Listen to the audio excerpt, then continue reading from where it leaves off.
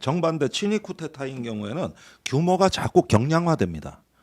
그리고 상당히 소규모로 신속하게 해외에도 이루어진단 종종 말이에요. 친위 쿠데타들이 있긴 있잖아요. 있죠. 네. 그런 거 이렇게 뭐 중앙청을 점령하고 KBS를 점령하고 이런 과정을 다 할 필요가 없는 게 친위 쿠데타예요. 그러면은 이번 경우는 어떠냐면은 국회에 의결 정족수를 무산시킬 수 있으면 성공한다고 본 겁니다. 그러니까 애시당초 이 작전 계획이 이런 걸 보면은 네. 계엄군에게 그 계엄사령관이 이제 계엄사령관 전에 구성되기 전에 최초로 내려진 단편 명령이 있어요. 네. 이게 실체가 확인되는데 11시까지 국회를 점령하라고 돼 있어요. 임무 내용은 안 알려줍니다. 아주 단순하게 내려왔어요. 네. 그런데 이 부대가 헬기를 타고 11시에 점령하려고 했는데 네. 모종의 사정에 의해서 이게 48분이 늦어집니다. 그럼 공군 때문이었어요. 네? 그 헬기가 네. 이천에서 출발해서 오면은 그 항로가 한강을 따라오는데 예. 용산을 경유하거든요. 예. 거기에 P73 비행 금지 구역이 있다고. 네. 아. 이 공역 관리를 공군 작전사령부가 해요. 네. 그걸 MCRC라 그래. 방공 관제 시스템을. 아. 근데 이걸 우리가 열어줘야 그거를, 되는 거예요. 방송으로 다 하는 거 괜찮아요? 예, 상관없어요. 대외비 아니에요? 제가 다 책임집니다. 아니 이제 북한이 듣고 있을까봐 그래. 아유. 알려줘. 뚫린 지가 언제? 그랬는데 예.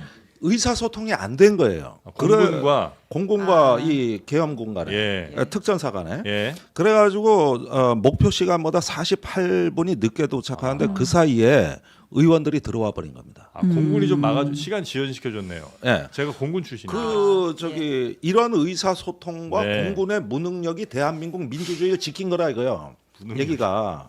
그랬는데 사실은 바깥에 경찰도 똑같은 일을 겪고 있었던 겁니다. 이건 아까 말씀드렸듯이 김용현 시나리오는 서울 경찰청장만 통제하면 되는 거예요. 아. 근데 조지호 경찰청장이 뒤늦게 개입을 해가지고 예. 국회 봉쇄에 증원 명령을 막고 국회의원을 들여보내라고 서울경찰청장한테 지시를 한 거예요. 그때부터 담을 얹고 가다가 이제는 문으로 들어가. 이게 경찰 내에서도 이런 지휘 체계의 극심한 혼란, 네. 군 내에서의 극심한 혼란. 이러다 보니까 친위 쿠데타는 소규모 경량으로 빠르게 점령해서 네. 밖에서 국회의원들이 들어오는 걸 막고 안에서 특전사가 이게 참수부대거든요. 국회 참수 작전을 하면 되는 거예요. 예. 이렇게 하면 깔끔하게 끝난다고 본 거죠. 아, 그럼 그렇게 해서 그러면 국회의원들 뭐 체포조가 이른바 있었다고 한 10명 정도 이렇게 이제 데려가는 게 그럼 원래 목표였을까요? 아니 그러니까 예. 일단은 밖에서 그 국회의원 맞고 이번에 추경호 국민의힘 그 원내대표는 정확하게 개헌 매뉴얼대로 해요. 의원들 예. 당사로 부르잖아요. 국회 못 들어가게 하고. 아, 이거 추경호 얘기는 좀 이따 할 겁니다. 그러고 진짜. 나서 예. 이제 여기서는 경찰이 맞고 그 다음에 들어온 지휘부가 있으면은 의사당을 개헌군이 먼저 점령하고 있으면은 의결 정족수도 미충족되고 회의도 열 수 없는 상황이 만들어지는 거죠. 그러니까 처음에 내려간 명령은 이거였다고. 그랬는데 이게 차질을 빚으면서 와 보니까 중과부적 상황이 된 거예요. 김용현 장관이 그 얘기를 한 겁니다. 네. 원래는 이게 계획이 아닌데 중과부적이다. 네. 그러니까 이 이야기는 통상에 이제 우리 김 의원님께서 겪었던 옛날의 계엄하고는 많이 다르죠. 그렇죠, 그렇죠. 네. 많이 다르지만 그건 쿠데타의 성격이 전복하는 때문에. 쿠데타냐 친위 쿠데타냐 차이다. 네. 그리고 이건 극비리의 준비를 하다 보니까 더욱더 사이즈를 줄였다. 네. 그래가지고 스케일을 적합하게 그거에 맞춤식으로 정해가지고 한순간에 해치우려던 것인데 네. 이게 이제 군내 지지를 얻지 못하고 공직사회 특히 경찰 같은 데서도 혼선을 겪고 이러면서 무산이 되어버린 거죠. 그 공수부대가 국회로 진입할 때 이제 2층에 있던 뭐 여야 대표 혹은 이제 정책위의장 지도부의 회의실 유리창을 깨고 들어가는 모습도 보였고 네. 그래서 이제 계엄군이 우원식 국회의장, 한동훈 대표, 이재명 대표를 체포하려는 거 아니냐 이런 얘기가 나왔어요. 어저께 이제 한동훈 대표가 윤석열 대통령 만났잖아요. 거기에 그 자리에서 이 내용을 가지고 굉장히 강하게 항의를 했다고 해요. 실제로 우리를 체포하려고 했느냐 강하게 항의를 했는데 대통령이 부인하지는 않고 이런 답변을 했다고 합니다. 만약에 체포하려 했다면 국회와 정당 등 정치활동 금지를 명시한 포고령을 위반했으니 체포하려 했을 것이다.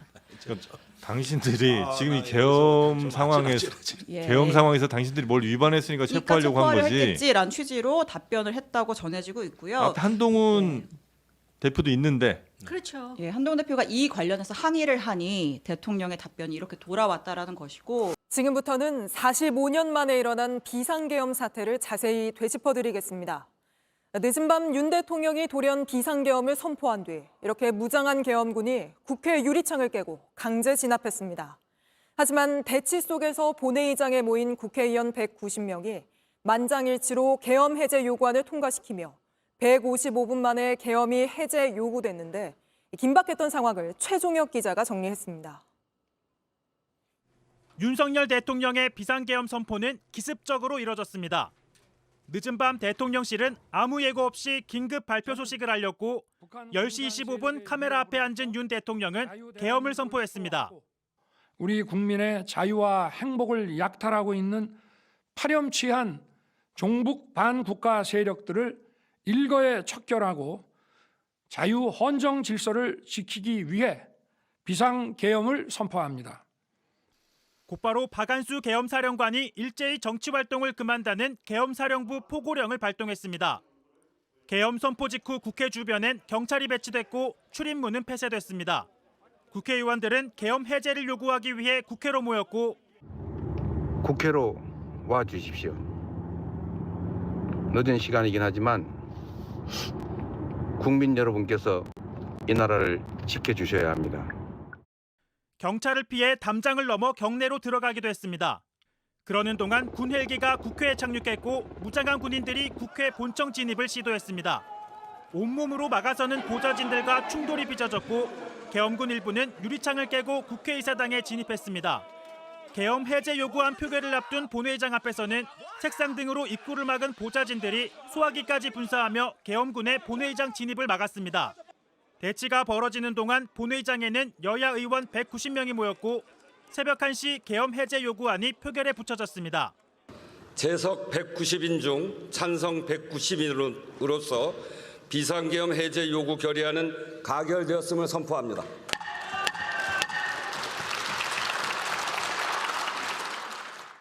윤석열 대통령의 계엄 선포부터 국회 해제 요구까지 걸린 시간은 155분이었습니다.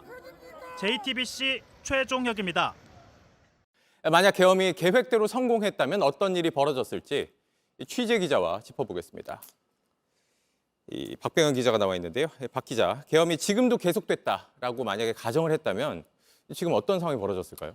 예, 앞서 불법이라고 짚어드렸는데 성공했다면 먼저 국회가 달라집니다. 일단 계엄군은 국회 창문까지 부수고 본청에 들어갔습니다. 네. 이 포고령 첫 번째인 국회 정치활동 금지를 실행에 옮기려고 한 겁니다. 이 포고령을 위반하면 체포한다고 돼 있기 때문에 국회의원들이 무더기로 연행되는 상황이 벌어질 수도 있었습니다. 네. 그리고 또 한 가지가 사실 저희 JTBC 구성원들도 어젯밤부터 회사에 모여서 혹시 모를 위급 사태에 좀 대비를 했었는데 이게 언론사에 대한 통제가 이루어질 수 있다라는 우려 때문이었잖아요. 맞습니다. 그 부분은 포고령의 두 번째와 세 번째 조항을 보면 됩니다.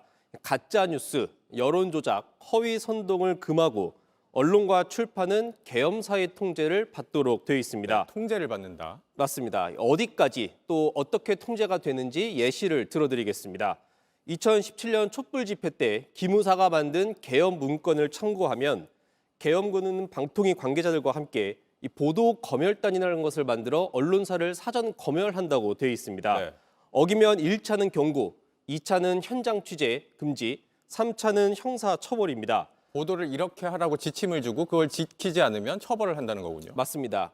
제한하는 곳은 방송, 신문, 통신, 외신, 전시, 공연, 음반, 그리고 사이버까지 이 분야별로 요원을 편성해서 강하게 감시합니다. 네. 인터넷과 SNS에 섣불리 글을 올렸다간 이 계엄법에 따라 계정을 삭제할 수도 있게 되어 있습니다. 일반 시민들이 올리는 글 역시도 삭제 맞습니다. 대상이 될 수 있다는 거고요. 맞습니다. 실제로 전두환 신군부 시절 이 언론은 1979년 10월 계엄 포고령 이후에 계엄사 아래 조직인 보도검열단의 통제를 받아야 했습니다.